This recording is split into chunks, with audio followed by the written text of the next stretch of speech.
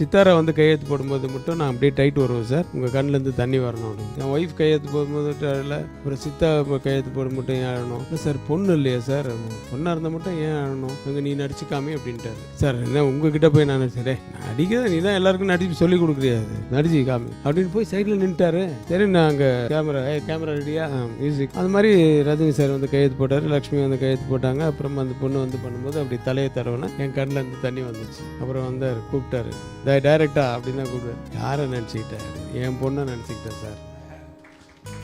என்னெல்லாம் நினச்சேன் அப்படின்னாரு. இல்லை, இவ்வளோ சொத்து இருந்து சுகம் இருந்து இவ்வளோ பெரிய அந்தஸ்து இருந்து எல்லாம் இருந்து என்ன பிரயோஜனமா? கடைசியில் உனக்குன்னு நான் எதுவுமே வைக்காமல் போகிறேன்னு, உன்னை நான் எப்படி நான் பெரிய கரை சேர்க்க போகிறேன், உன்னை எப்படி பெரிய ஆளாக போகிறேன், இவ்வளோ பெரிய இடத்துல இருந்து வந்து நீ கடைசியில் அதெல்லாம் எதுவுமே தெரியாமல் வந்து கையெழுத்து போறேடா அப்படின்றது நினச்சேன்.